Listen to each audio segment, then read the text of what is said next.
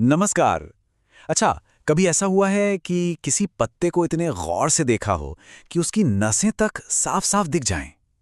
आज हम ना प्रकृति के ऐसे ही कुछ छोटे-छोटे प्यारे-प्यारे अजूबों को खोजने के लिए एक खास सफर पर निकलने वाले हैं। तो चलिए शुरू करते हैं। जरा सोचिए तो, हमारे घर के ठीक बाहर वो जो पार्क है या पेड़ों का झुरमुट है, वहां कितने अलग-अलग तरह के पेड़-पौधे और जीव-जंतु रहते होंगे। आज की जो हमारी कहानी है ना, वो इसी छिपी हुई दुनिया को खोजने के बारे में है। तो कहानी शुरू होती है एक बहुत ही ताजगी भरी सुबह से। रात में बारिश हुई है तो सब कुछ धुला-धुला सा एकदम साफ है।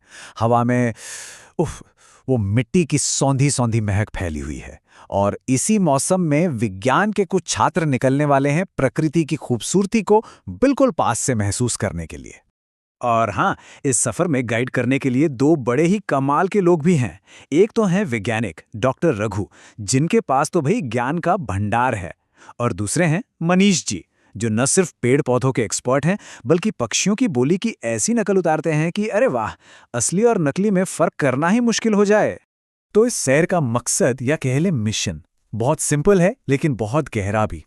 मकसद है प्रकृति की सुंदरता और उसकी वैरायटी को खुद महसूस करना, फर्स्ट हैंड। ये सिर्फ एक वॉक नहीं है, ये एक खोज है। तो जैसे ही सैर शुरू होती है, स्टूडेंट्स को एक चैलेंज दिया जाता है। उनसे कहा जाता है कि देखो, सिर्फ चलना नहीं है, अपने आसपास की दुनिया को सही मायने में देखना, सुनना और महसूस करना सीखना है। डॉक्टर रघु और मनीष जी उन्हें सिखाते हैं कि अपनी सारी सेंसेस, अपनी सारी इंद्रियों का इस्तेमाल कैसे करना है। अपनी आंखों से अलग-अलग पेड़ पौधों और जानवरों को देखो। अपनी नाक से हवा में जो फूलों और गीली मिट्टी की खुशबू है, उसे महसूस करो। और अपने कानों से हर छोटी बड़ी आवाज पर ध्यान दो। और हाँ, सबसे जरूरी बात, हर जीव का सम्मान करना है। उन्हें बिना परेशान किए शांति से देखना है। और तभी मनीष जी कुछ ऐसा करते हैं कि सब के सब हैरान रह जाते हैं। वो पहले एक कोयल की, फिर एक तोते की आवाज की हूबहू नकल उतारने लगते हैं। स्टूडेंट्स ये देखकर दंग रह जाते हैं कि अरे, हर पक्षी की तो अपनी एक अलग, एक खास बोली होती है। अब सोचिए, प्रकृति की डाइवर्सिटी का इससे ज्यादा शानदार और जीता जागता उदाहरण और क्या होगा। तो अब स्टूडेंट्स की खोज का पहला पड़ाव आता है। उनका ध्यान जाता है पेड़ पौधों के रंग बिरंगी दुनिया पर, जहां उन्हें एक से बढ़कर एक, मतलब कमाल की वैरायटी देखने को मिलती है। उन्होंने गुड़हल के वो चमकीले लाल फूल देखे, फिर साधारण सी दिखने वाली तुलसी को भी उतने ही ध्यान से देखा। ऐसा लग रहा था मानो हर पौधे की अपनी एक अलग कहानी हो, अपनी एक अलग पहचान। और ये सिर्फ देखना भर नहीं था, ये एक साइंटिफिक ऑब्जर्वेशन था। स्टूडेंट्स ने अपने ऑब्जर्वेशंस को बाकायदा एक टेबल में नोट किया। उन्होंने ध्यान दिया कि अरे, घास का तना तो कितना नरम और पतला है, जबकि नीम का कितना सख्त और मोटा।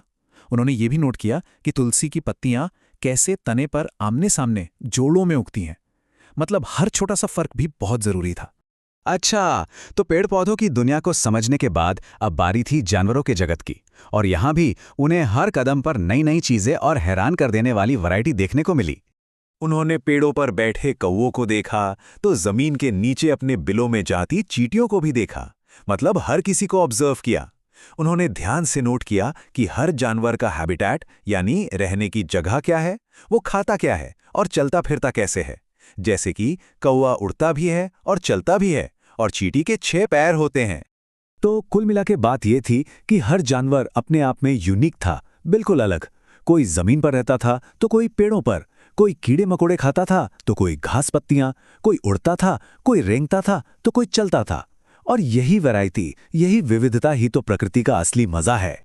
अच्छा, अब इतनी सारी जानकारी इकट्ठा हो गई, इतने अलग अलग तरह के जीव जंतु देख लिए, तो इसके बाद अगला लॉजिकल स्टेप क्या होगा?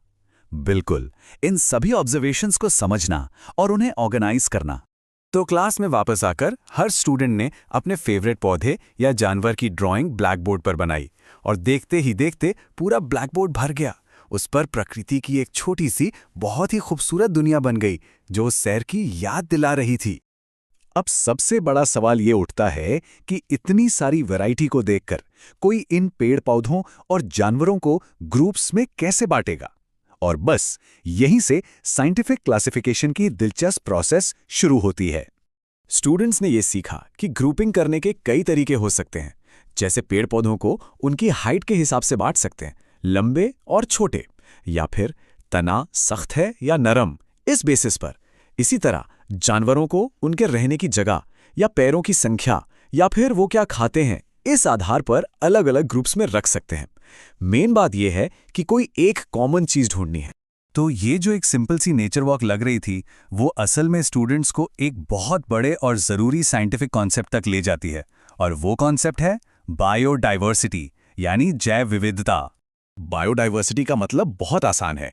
किसी खास इलाके में जितने भी अलग अलग तरह के पेड़ पौधे और जानवर पाए जाते हैं, बस उसी को बायोडाइवर्सिटी कहते हैं। वो जो पूरी रंग बिरंगी दुनिया स्टूडेंट्स ने अपनी सैर में देखी थी ना, वही उस जगह की बायोडाइवर्सिटी थी। लेकिन बात सिर्फ वैरायटी की नहीं है, बात जुड़ाव की भी है, कनेक्शन की है। प्रकृति में ना हर चीज़ एक दूसरे से बहुत गहराई से जुड़ी हुई है।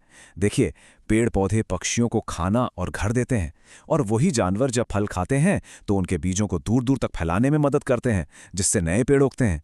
मतलब हर जीव, चाहे वो कितना भी छोटा हो या बड़ा, इस पूरे सिस्टम में एक बहुत ज़रूरी रोल निभाता है। तो अगली बार जब भी कोई बाहर निकले, तो सिर्फ चलने के बजाय एक पल के लिए रुककर अपने आसपास की दुनिया को जरा ध्यान से देखे। क्या पता खोज की एक नई यात्रा शुरू होने का इंतजार कर रही हो, और क्या पता क्या कुछ नया देखने को मिल जाए।